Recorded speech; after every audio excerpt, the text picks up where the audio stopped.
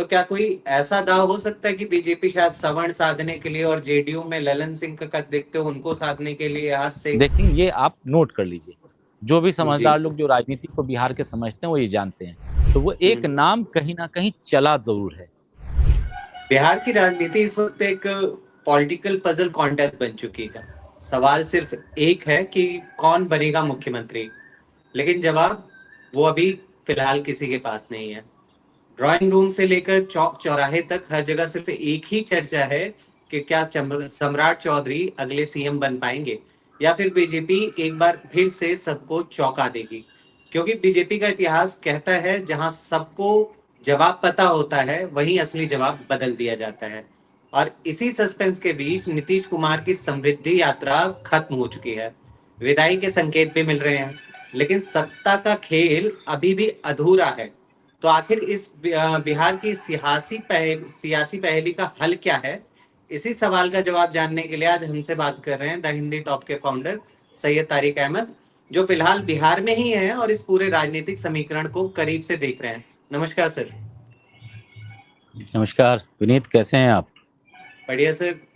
Sir, इस पूरे सियासी पहेली पे हम आपसे ही सीधे सवाल करेंगे और हमारा आज का पहला सवाल है कि आपके हिसाब से अगला मुख्यमंत्री कौन? क्या सम्राट चौधरी का नाम फाइनल मान लिया जाए? देखिए, किसी और पार्टी का मामला होता तो शायद एक बार हाँ कर देते कि सम्राट चौधरी ही होंगे, ठीक है। जी। और अगर नीतीश कुमार, मतलब इवन मैं जदयू की बात नहीं कर रहा हूँ, अगर सिर्फ नीतीश कुमार की बात अगर आप करेंगे तो भी मैं जी। कह दूंगा हाँ, सम्राट चौधरी ही बनेंगे। जी। लेकिन सिर्फ नीतीश कुमार के चाहने से चीज़ें होंगी नहीं, चूँकि दो पार्टियों का जब मामला गठबंधन का होता है तो किसी एक तरफा फैसले से कभी कोई चीज़ नहीं होती है, दोनों का होता है। हम्म। लेकिन इस बार स्थिति थोड़ी दूसरी है। नीतीश कुमार जब 43 सीट जीत करके आए थे तब भी उनका वो दबाव मौजूद था। इस जी। बार सिंपल सी बात है, वो दबाव में हैं, तभी वो बदले भी जा रहे हैं। क्योंकि राज्यसभा जाना, मुख्यमंत्री पद छोड़ करके जाना अपने आप में, जी। आप समझ सकते हैं कि मतलब किसी बच्चे से बिल्कुल भी बिल्कुल। पूछेंगे, खासतौर से बिहार में तो बच्चा बच्चा राजनीति करता और समझता है, तो तो ये बेहतर मान समझ में लिया आता। जाए तो सर कि सम्राट चौधरी का जो नाम है ये ओवर एस्टिमेटेड स्पेकुलेशन है। बिल्कुल, वो आप ओवर एस्टिमेटेड तो नहीं, लेकिन हाँ ये है कि कहीं ना कहीं सम्राट चौधरी ही एक नाम लगातार आगे चल रहा है। वो नाम जी। जिसको हर आदमी यही समझ रहा है कि वही बनेंगे या बन जाएंगे। ये नीतीश कुमार चाहते हैं, भाजपा चाहती है या नहीं चाहती है, अभी तक भाजपा ने ऐसे कोई संकेत नहीं दिए। तो किसी, सर, मतलब अगर पंचायत सम्राट लेवल का, चौधरी नहीं बनेंगे। पंचायत लेवल के नेता से भी पूछेंगे जो भाजपा से होगा या संघ से जुड़े हुए लोग होंगे, क्योंकि बहुत सारे लोग होते हैं यहाँ पे। ईद का त्यौहार था, हम आए हुए थे, तो हर तरह के लोग आए गए, मिले जुले, तो उनसे हमने जब बात की, समझने की कोशिश की इनके मन में क्या। ऑब्वियसली बात है, वो डिसीजन मेकर है नहीं, डिसीजन तो दिल्ली जी। से होना। बिहार में बैठा हुआ संघ के लिए काम करने वाला या भाजपा का कार्यकर्ता, उसको क्या पता होगा। पता तो करेक्ट। थोड़ा बहुत वही एक एक सोचने वाली बात होती है। जी। जी। बट वहाँ भी यही बात थी कि ये आला कमान जो उनके हैं, जो आला कमान पहले कांग्रेस के लिए यूज़ किया जाता था कि आला जी। कमान जी। तय करते हैं, जाहिर सी बात है, पार्टी का नाम बदला है, सत्ता बदली है, लेकिन आला कमान मौजूद है, ठीक है। वो गांधी परिवार से निकल के गुजरात परिवार जो लोग कहते हैं वहाँ तक बात चली गई है, तो वहाँ है जी। वो बात, वो तय करेंगे। तो सम्राट चौधरी का नाम आप, अभी तक हम आप भी यही जिक्र कर रहे हैं, बट ऐसा कोई फिक्स नहीं है। तो सर, सम्राट चौधरी नहीं तो फिर कौन? ये तो सिर्फ दो लोगों को पता होगा, वो आप भी जी। समझ सकते हैं, इसके अलावा तीसरे को नहीं पता होगा। तीसरा अगर संघ चाहेगा तो, कि नहीं साहब ये नहीं ये होगा, लेकिन उसमें भी उन दोनों की हामी चाहिए होगी।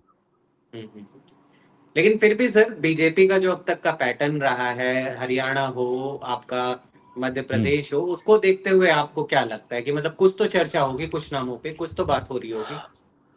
देखिए, जहाँ तक पहले जो बात चल रही थी उसके मुताबिक मामला यही था कि सम्राट चौधरी का नाम इस वजह से आ रहा था, दो तीन कारण था उसका। दो तीन कारण ये थे कि पहला कारण ये था कि नीतीश कुमार जिस जातीय समीकरण के तहत यहाँ पे बने हुए थे पिछले 20-21 साल से, 20 साल प्लस कुछ महीने, वो कारण था कि उन्होंने लव कुश जो एक समुदाय कोयरी कुर्मी वाला है उसको जोड़ करके गैर यादव एक जो उन्होंने खड़ा किया था, तो वो समीकरण उनका बहुत अच्छा फिट बैठ रहा था बीजेपी के साथ भी और दूसरी जातियों के लिए भी। ठीक है, तो उनका ये था कि नीतीश कुमार को अगर हटा करके किसी और को लाते हैं तो ओबीसी से ही लेकर के आएंगे। पहली बात मैं कह रहा हूँ, मतलब ये फिक्स नहीं है। तो उसके हिसाब से अगर आप देखें तो सम्राट चौधरी वहाँ फिट बैठ रहे थे। वजह ये थी कि वो उसी लव कुश से ही आते हैं और हर आदमी के कहीं ना कहीं, आप कहें ना कहें, जातीय और धर्म वाला हिसाब किताब तो चलता ही है। तो नीतीश कुमार की पहली पसंद वो हैं, थे भी और हैं और शायद रहेंगे भी, इसलिए वो नाम था।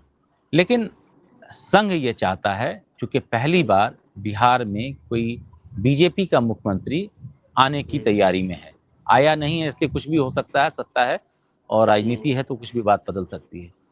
तो वहाँ पर ये माना जा रहा है कि संघ की तरफ से जो 2-3 नाम पे चर्चा चल रही होती है, उसमें एक नाम आपके संजीव चौरसिया का है, जो पटना में एक दीघा विधानसभा है।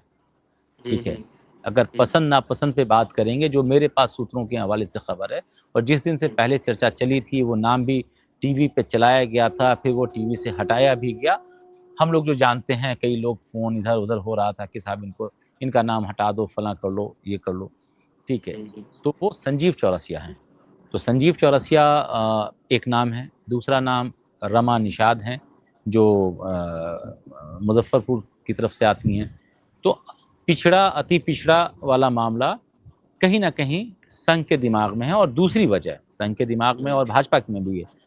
दूसरी वजह ये है कि भाजपा ये चाहती है, या संघ ये चाहता है, ज़्यादा ज़ोर दे करके मैं कहूँगा, कि जो भी मुख्यमंत्री बने, वो मुख्यमंत्री पैदाइशी भाजपा या संघ का हो।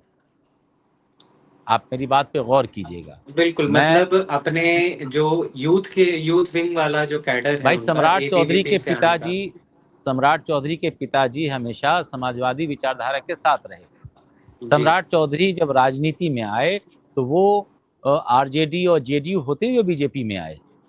ठीक है, वो तब उसके बाद उन्होंने भाजपा ज्वाइन किया और फिर एक पद पाया और आगे बढ़ते चले गए वो। लेकिन दूसरी बात मैं आपको बताऊंगा, ऐसे और कई एग्जाम्पल हैं। जैसे आप असम के मुख्यमंत्री को ले लीजिए, वो तो कांग्रेसी थे, जी। लेकिन आज भाजपा के ब्रांड एम्बेसडर टाइप में अगर आप मुख्यमंत्रियों के लेवल में अगर जाएंगे तो उनका नाम आ जाएगा वहां पर। ठीक है, करेक्ट। तो ऐसी, तो वो भी एक एग्जाम्पल है। इसलिए सम्राट चौधरी के नाम से सिरे से इनकार करना गलत होगा। ठीक है, बट जो चाहती है बीजेपी, जो चाहता है संघ, वो ये है कि कोई पिछड़ा या अति पिछड़ा आए जिसका संघ और बीजेपी से पुराना नाता हो। ये एक मामला है जिसकी वजह से सम्राट चौधरी के नाम पे थोड़ा सा कहीं संशय होता दिखाई दे अच्छा रहा है। सर, कुछ कुछ और नाम भी हैं जो अभी अति पिछड़ा की आपने बात की, तो अति पिछड़ा में आपके प्रेम कुमार का नाम भी आ रहा है, जो 9 बार के विधायक हैं। उनको लेकर कोई चर्चा है, या फिर वैश्य चेहरे में से अरुण वो शंकर करके मीडिया हैं? नैरेशन है। नहीं, वो उसकी वजह है कि वो किसी एक प्रोग्राम में गए थे नागपुर, और उस प्रोग्राम में वो आपके संघ हेडक्वार्टर चले गए थे, वहाँ जी। माल्यार्पण वगैरह किया था। तो जिसकी वजह से एक नाम चर्चा में चल गया, चूंकि ये एक ऐसा समय है, एक ऐसा मौसम है बिहार की राजनीति को लेके, कि अगर कोई भी छोटा संघ का प्रचारक भी हो जाए, जो यहाँ पे होता है, ठीक है, छोटा बड़ा की जी। बात नहीं, जो प्रचारक होते हैं, या भाजपा का कोई ऐसा नाम जो थोड़ा बहुत टीवी पे आता होगा, वो भी अगर नागपुर मुख्यालय चला जाएगा तो वो भी नाम चल जाएगा। ठीक है, तो उसी में से एक मामला ये भी है।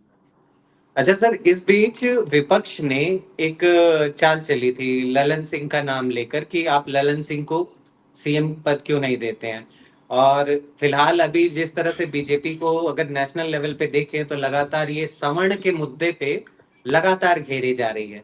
तो क्या कोई ऐसा दाव हो सकता है कि बीजेपी शायद सवर्ण साधने के लिए, और जेडीयू में ललन सिंह का कद देखते हो, उनको साधने के लिए आज से देखिए, सवर्ण सीएम मैं बना आपको सकती है? जल्द ही ख़त्म करूँगा। मैंने मौसम को देखते हुए मैं नीचे ड्राइंग रूम में बैठना मुनासिब नहीं समझा। मैंने सोचा छत की खुली हवा में ज़रा-सा मज़ा लिया जाए, और चूँकि बारिश भी हो रही है तो जल्दी ख़त्म करेंगे हम ठीक है इसको। सर, इसी पे खत्म करते हैं, इसी इसमें कोई सवाल शक पे। नहीं है, मैं इस बात को कह के ख़त्म करूँगा। ललन हम्म। सिंह चूँकि समाजवादी विचारधारा के मतलब लालू और नीतीश के बाद वाला जो एक दूसरा चलता है एक मामला, जो बड़े नेता हैं, जो नेशनल जी जी फिगर जी। में चूंकि मंत्री हैं इसलिए उनका नाम बड़ा नाम लिया जाता है, और आज की डेट में बड़े फिगर हैं, बड़े चेहरा हैं, जदयू की वजह से भी और ठीक है, और पुराने समाजवादी रहे हैं, तो उनको लेकर चर्चाएं गर्म तो हैं, ठीक है, कि अगर कहीं पे कोई चीज अटकती है भाजपा और जदयू के बीच में, तो हो ना हो नीतीश कुमार ये चाल चल सकते हैं, क्योंकि नीतीश कुमार के बेहद करीबी आज भी, दुनिया कुछ भी कह ले, बहुत सारी बातें चली उनके नाम पे, बहुत सारी बातें आई कि उन्होंने ऐसा किया वैसा किया, लेकिन नीतीश कुमार जो दो चार लोग उनके कहा, कोई लोग भूजा पार्टी कह देते हैं, कोई कह देते हैं कि नीतीश कुमार के नवरत्नों में से, वो सब अपनी जगह है, लेकिन आज भी नीतीश कुमार के बेहद करीबी, करीबी का मतलब भरोसेमंद से होता है, कोई भरोसा है, उसका नाम है ललन सिंह। ये आप नोट कर लीजिए, जो भी समझदार लोग जो राजनीति को बिहार के समझते हैं वो ये जानते हैं, तो बिना मतलब आप उनको कहीं से भी घुमा लीजिए, उनका नाम ऊपर रहेगा।